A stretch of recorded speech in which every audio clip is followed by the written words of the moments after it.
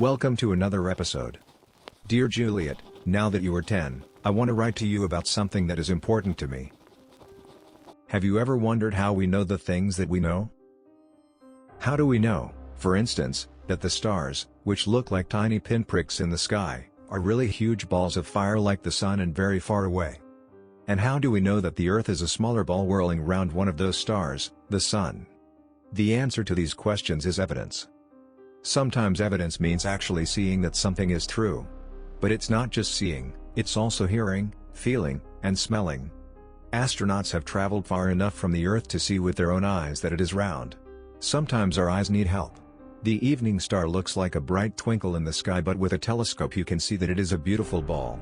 It's the planet we call Venus. Therefore, something that you learn by direct seeing is called an observation. Often evidence isn't just observation on its own, but observation always lies at the back of it. If there's been a murder, often nobody actually observed it except the murderer and the dead person. But detectives can gather together lots of other observations which may all point towards a particular suspect.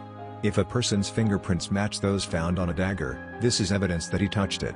It doesn't prove that he did the murder, but it can help when it's joined up with lots of other evidence. When all these observations fit together and make sense, the detective will understand who committed the murder. Scientists are specialists in discovering what is true about the world and the universe and often act like detectives. They make a guess about what might be true. It is called a hypothesis. They then say to themselves, if that were really true, we must see so and so. This is called a prediction. For example, if the world is really round, we can predict that a traveler, going on and on in the same direction, should eventually find himself back where he started. When a doctor says that you have measles, the doctor will not see that you have measles just by looking at you. His first look gives him a hypothesis that you may have measles.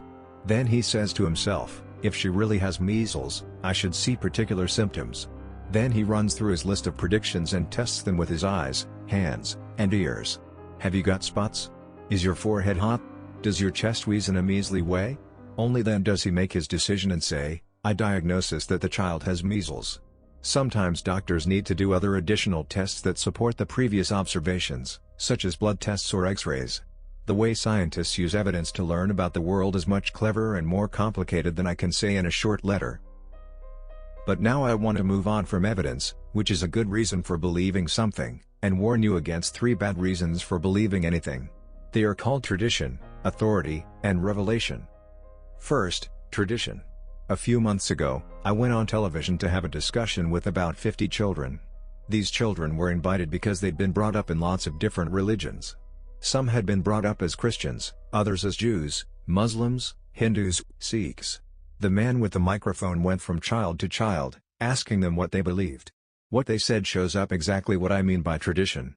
Their beliefs turned out to have no connection with evidence. They simply relayed the beliefs of their parents and grandparents, which were not based upon evidence either. They said things like, we Hindus believe so and so. We Muslims believe such and such. We Christians believe something else. Of course, since they all believed different things, they couldn't all be right. The man with the microphone seemed to think this quite proper, and he didn't even try to get them to argue out their differences with each other. But that isn't the point I want to make. I simply want to ask where their beliefs came from. They came from tradition. Tradition means beliefs handed down from grandparent to child, and so on. Or from books handed down through the centuries. Traditional beliefs often start from almost nothing, perhaps somebody just makes them up originally, like the stories about Thor and Zeus. But after they've been handed down over some centuries, because of the oldness of those stories they seem to be special. People believe things simply because other people have believed the same thing over centuries. That's tradition. The trouble with tradition is that, no matter how long ago a story was made up, it is still exactly as true or untrue as the original story was. If you make up a story that isn't true, handing it down over any number of centuries doesn't make it any truer. Most people in England have been baptized into the Church of England, but this is only one of many branches of the Christian religion. There are other branches such as the Russian Orthodox, the Roman Catholic and the Methodist churches. They all believe different things. The Jewish religion and the Muslim religion are a bit more different still, and there are different kinds of Jews and of Muslims. People who believe even slightly different things from each other often go to war over their disagreements. So, you might think that they must have some pretty good reasons or evidence for believing what they believe. But actually, their different beliefs are entirely due to different traditions. Let's talk about one particular tradition. Roman Catholics believe that Mary, the mother of Jesus, was so special that she didn't die but was lifted bodily into heaven. Other Christian traditions disagree, saying that Mary did die like anybody else. These other religions don't talk about her much and, unlike Roman Catholics, they don't call her the Queen of Heaven. The tradition that Mary's body was lifted into heaven is not a very old one. The Bible says nothing about how or when she died. In fact, the Bible barely mentions the poor woman. The belief that her body was lifted into heaven wasn't invented until about 6 centuries after Jesus' time. At first, it was just made up, in the same way as any story like Snow White was made up. But, over the centuries, it grew into a tradition and people started to take it seriously simply because the story had been handed down over so many generations. The older the tradition became, the more people took it seriously. It finally was written down as an official Roman Catholic belief only very recently, in 1950. But the story was no more true in 1950 than it was when it was first invented 600 years after Mary's death. I will now explain why tradition is so important to us. All animals are built by the process called evolution to survive in the normal place in which their kind live. Lions are built to be good at surviving on the plains of Africa. Crayfish are built to be good at surviving in fresh water. Lobsters are built to be good at surviving in the salt sea. People are animals too, and we are built to be good at surviving in a world full of other people. Most of us don't hunt for our own food like lions or lobsters, we buy it from other people who have bought it from other people. We swim through a sea of people. Just as a fish needs gills to survive in water, people need brains that make them able to deal with other people. Just as the sea is full of salt water, the sea of people is full of difficult things to learn, like language. You speak English but your friend speaks German. Each of you speaks the language that fits you to swim about in your own separate people sea. Language is passed down by tradition. There is no other way. In England, Pepe is a dog. In Germany he is ein Hund. Neither of these words is more correct, or truer than the other. Both are simply handed down. In order to be good at swimming about in their people's sea, children have to learn the language of their own country, and lots of other things about their own people, and this means that they have to absorb a lot of traditional information like blotting paper. Remember that traditional information just means things that are handed down from grandparents to parents to children. The child's brain has to be a sucker for traditional information. And the child can't be expected to sort out good and useful traditional information like the words of a language, from bad or silly traditional information like believing in witches and devils and ever-living virgins. It's sad, because children are supposed to be traditional information absorbers. They are likely to believe anything adults say, whether true or false, right or wrong. Lots of what grown-ups tell them are true and based on evidence or at least suitable. But if some of it is false, silly, or even wicked, children also can prevent themselves from believing that too. Now, when the children grow up, what do? Well, of course, they tell it to the next generation of children. So, once something gets itself strongly believed even if it's completely untrue and there never was any reason to believe it in the first place, it can go on forever. Couldn't this be what happened with religions?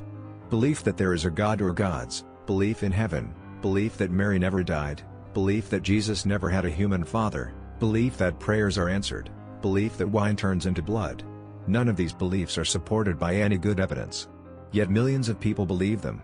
Perhaps this is because they were told to believe them when they were young enough to believe anything. Millions of other people believe quite different things because they were told different things when they were children.